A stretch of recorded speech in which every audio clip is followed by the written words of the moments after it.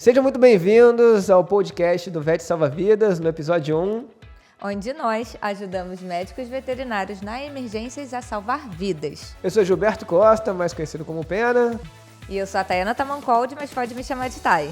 E o tema de hoje é como nós começamos na medicina veterinária. Esse é o episódio 00. E ao longo desse episódio a gente vai falar sobre as nossas histórias, que marcaram a nossa vida ao longo da nossa trajetória dentro da medicina veterinária. Então fique até o final, que no final a gente vai dar uma dica de ouro. Então, para já dar início, Taizinha, como é que você começou na medicina veterinária? Então, a minha história na medicina veterinária começou na Universidade Federal Fluminense, onde eu fiz toda a minha graduação.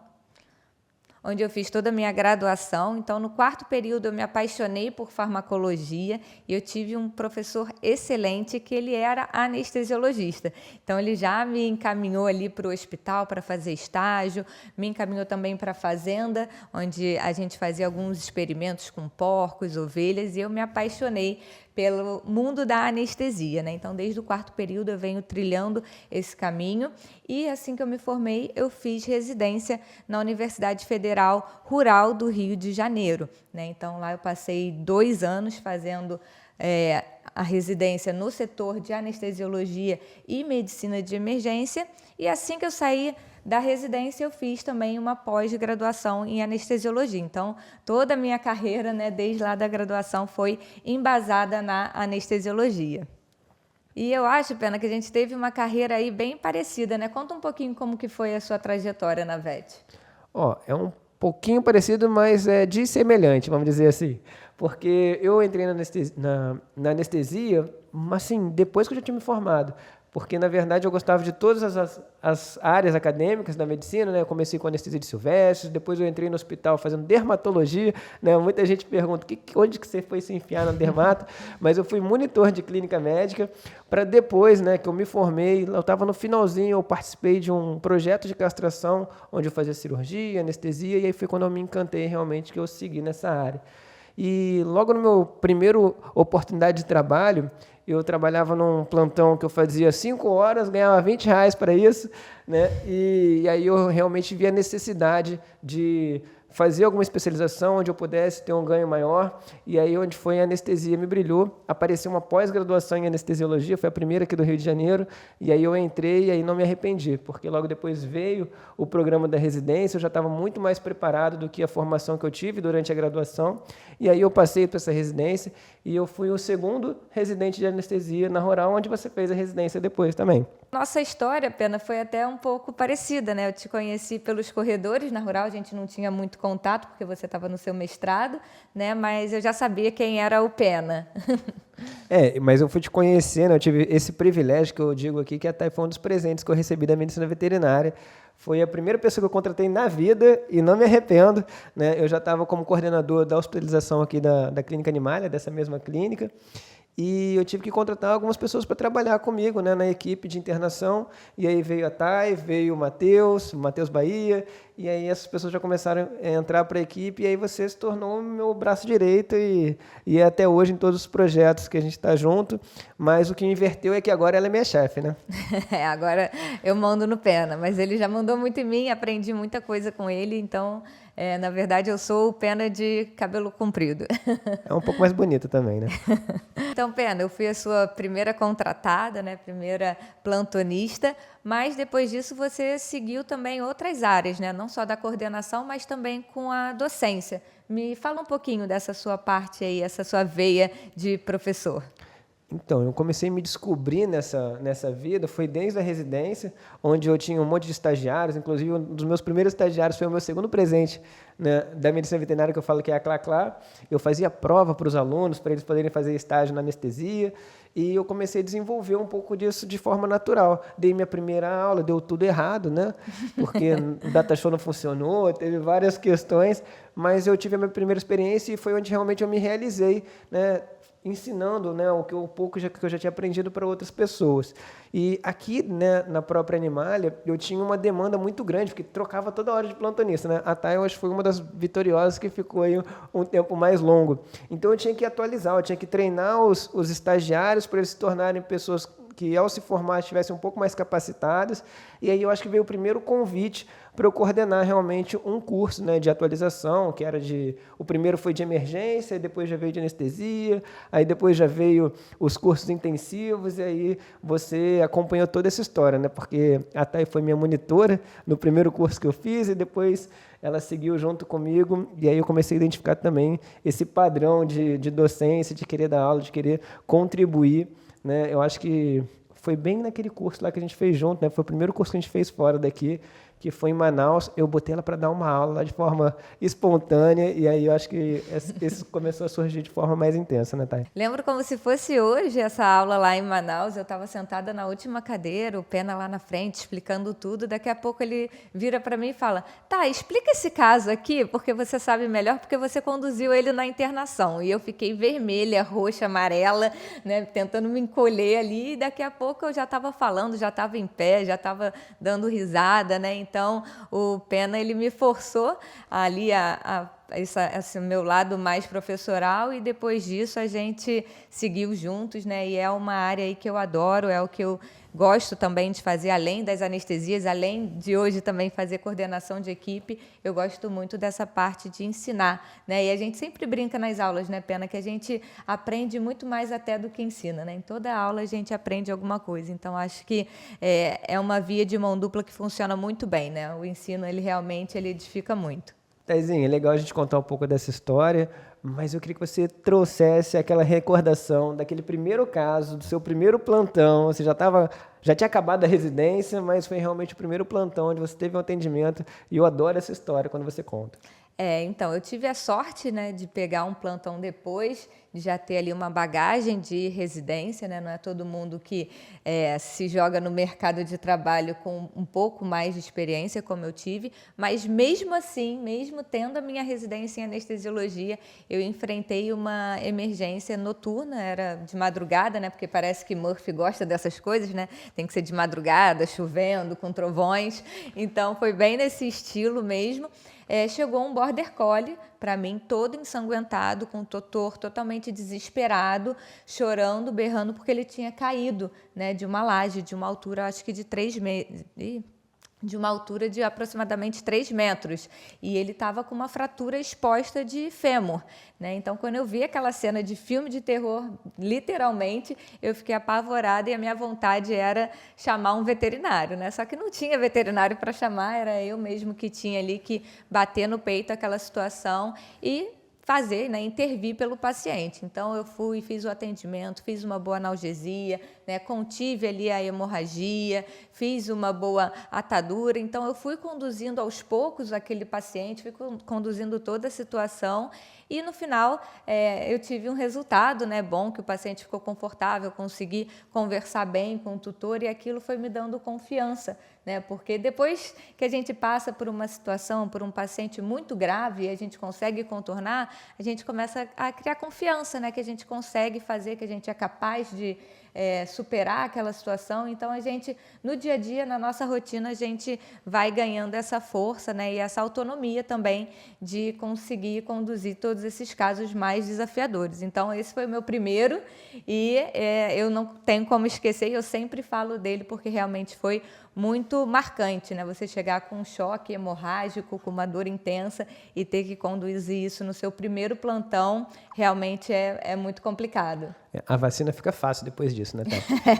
E nunca chegou uma vacina, que fique aqui bem registrado, nunca chegou uma vacina para eu fazer no meu plantão noturno. No meu caso, ainda bem, porque eu não sei fazer vacina. Então, tá bom. E, Pena, você lembra de algum caso que a gente tenha dividido, né, ali simultaneamente no hospital, que tenha marcado e que você lembre para falar, para dividir aqui com a gente? Tá, e tem muitos, né? Ainda mais no último ano, que a gente trabalhou quase todos os dias, né, na prática do hospital e fora do hospital, nos cursos. Então tem muita coisa para a gente compartilhar. Mas eu acho que eu lembro de onde quando você era plantonista ainda, que é a Bela, né? É um caso que a gente já contou para.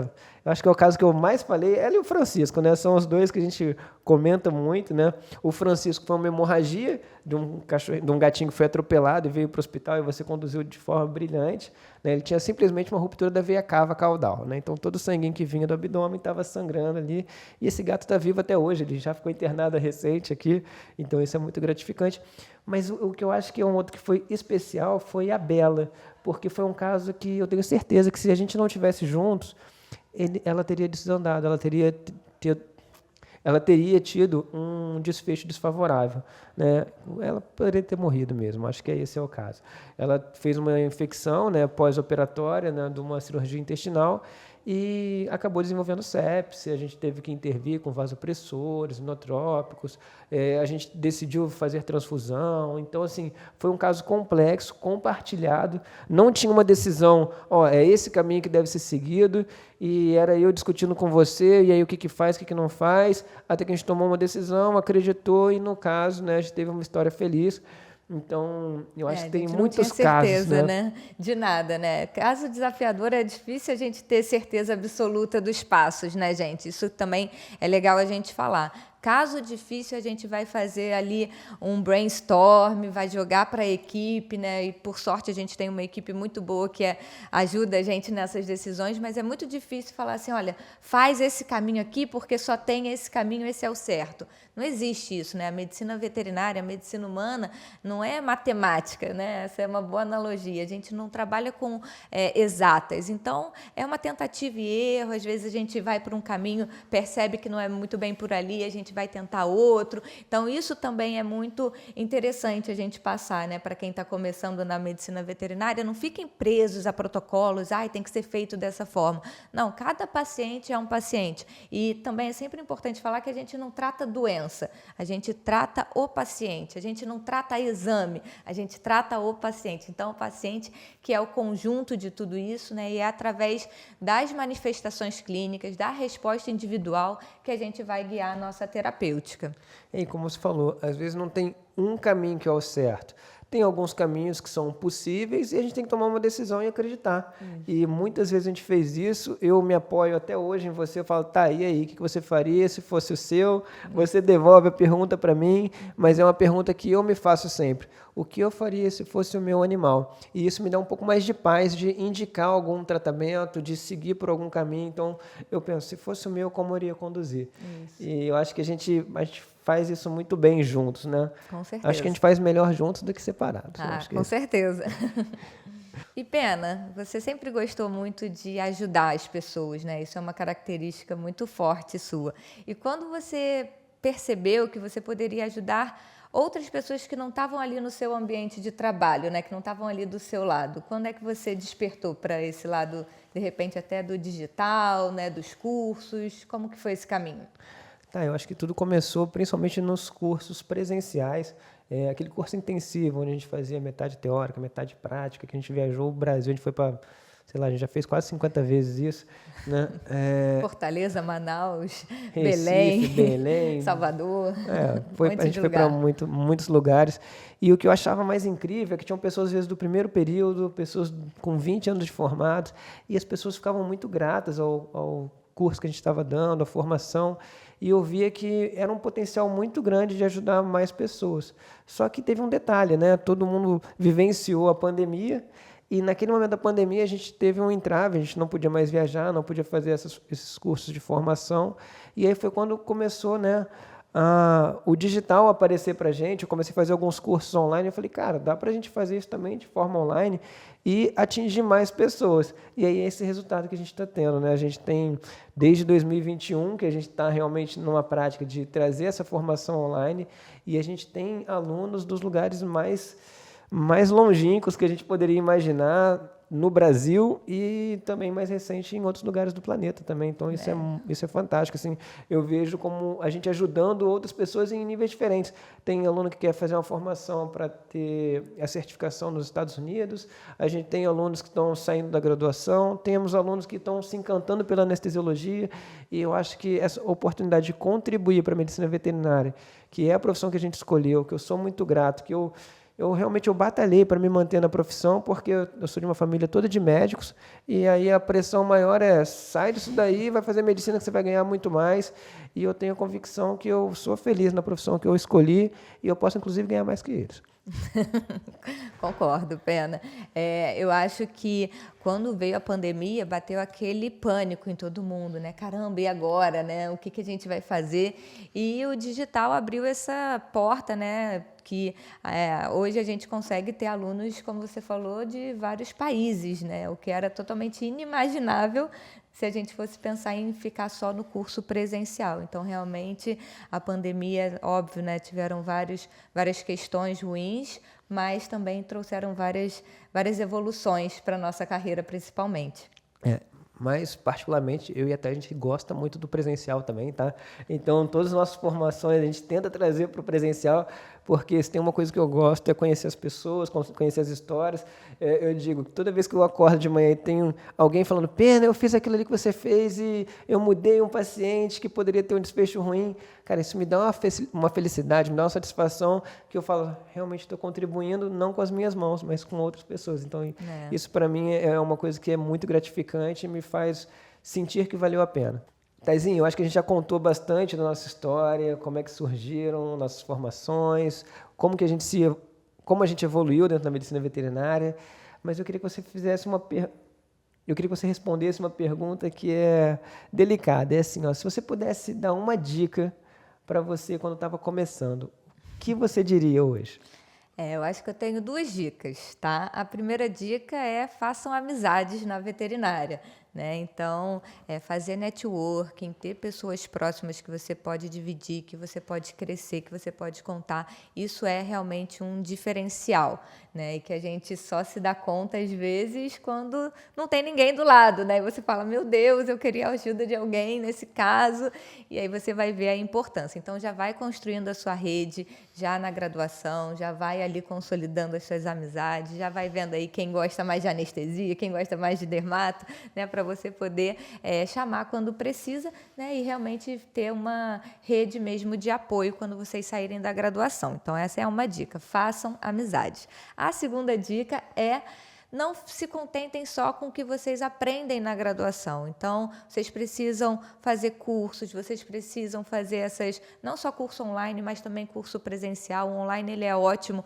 mas botar a mão na massa, né? Colocar ali a sua cognição para trabalhar junto com a sua parte psicomotora, isso é extremamente importante, né? Então, eu acho que ficaria essas 2 dicas, networking e cursos presenciais e também online. Eu vou falar uma frase que a Thay sempre fala, que ela não disse aqui agora, que é o seguinte, a gente vai se formar, a gente vai trabalhar no plantão e a gente vai trabalhar com emergência.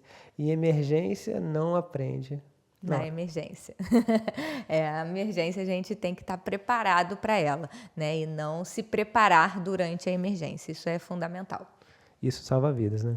Com certeza. E Pena, e você? Me dá aí uma dica de ouro. O que você fala aí para os nossos ouvintes? Tá, eu digo que trabalho dá trabalho, né? Então tem 2 motivos para você trabalhar. O primeiro, que eu acho que é o mais importante, é trabalhar em lugares onde você tem a oportunidade de aprender. Eu sempre me coloquei em lugares onde eu não era a pessoa mais capacitada, justamente para quê? Ter uma rede de contatos onde eu poderia aprender. Em muitas situações eu vivenciei ser uma pessoa com um pouco mais de experiência, mas na minha área específica, eu tinha outras pessoas com outras capacidades do meu lado, que isso faz com que você evolua dentro da sua carreira. Então, trabalhar onde você tem a oportunidade de aprender. O segundo é que o dinheiro ele vai vir como uma consequência do seu trabalho. Então, se você se envolve em lugares onde você está constantemente aprendendo, se desenvolvendo, isso vai vir um retorno de forma natural. Eu sei que isso dá um desconforto quando a gente se forma, a gente fala assim, agora eu não quero mais depender dos meus pais, ou eu preciso, né, pagar as contas para me manter vivo e não sei o quê, mas isso é uma consequência. Todas as pessoas que eu vi que se focavam muito no dinheiro, elas acabavam se distanciando da sua formação e, com o tempo, elas continuavam no mesmo local, né? Eram aqueles profissionais que, às vezes, acabavam se desentendendo com a medicina veterinária e iam buscar outras alternativas. Então, estar num ambiente onde você aprende, independente da área que você quiser seguir, eu acho que é o caminho de sucesso, onde você vai ter um maior retorno, onde você vai se sentir mais reconhecido e mais gratificante, né? Eu acho que você vai realmente sentir que está exercendo uma profissão que vale a pena. Eu acho que essa é a dica de ouro, né, para quem está começando e que eu gostaria de dar para mim se eu tivesse... Do passado. Bem isso. Então, para finalizar esse nosso primeiro episódio, né, esse episódio 00, a gente vai agradecer aqui alguns parceiros, né? Primeiro, agradecer ao Pet Care Animalia por ceder o espaço e também por ser o hospital onde a gente trabalha, onde a gente consegue realmente botar a mão na massa e salvar muitas vidas. E também agradecer ao projeto do Vet We Care, que faz parte do Hospital Pet Care Animalia, e a gente dá suporte para os nossos colegas veterinários para fazer uma tomografia, para fazer uma ultrassonografia, para fazer internação, né? Então, esses nossos colegas que às vezes não têm todo esse suporte estrutural e técnico, a gente está aqui também para receber esses nossos colegas parceiros. E agradecer também todo mundo que está até aqui ouvindo, né? É por vocês que a gente faz esse trabalho e que a gente quer continuar realizando isso, né? Então, isso é o que nos paga, é esse agradecimento. E o nosso próximo episódio vai ser sobre monitoração, não é isso, Taizinha? Agora que a gente já falou da nossa história, vamos entrar aí no mundo da veterinária. A gente vai falar sobre monitoração, porque não existe tratamento sem paciente. Foi aquilo que eu falei para vocês. Então, para conhecer o nosso paciente, a gente precisa monitorar e entender o que ele está apresentando, né? Se ele tem uma hipotensão, uma taquicardia, se tem dor. Então, tudo isso a gente vai falar no próximo episódio. Então, até o próximo episódio do Vet Salva Vidas Cast, porque juntos nós podemos salvar mais vidas.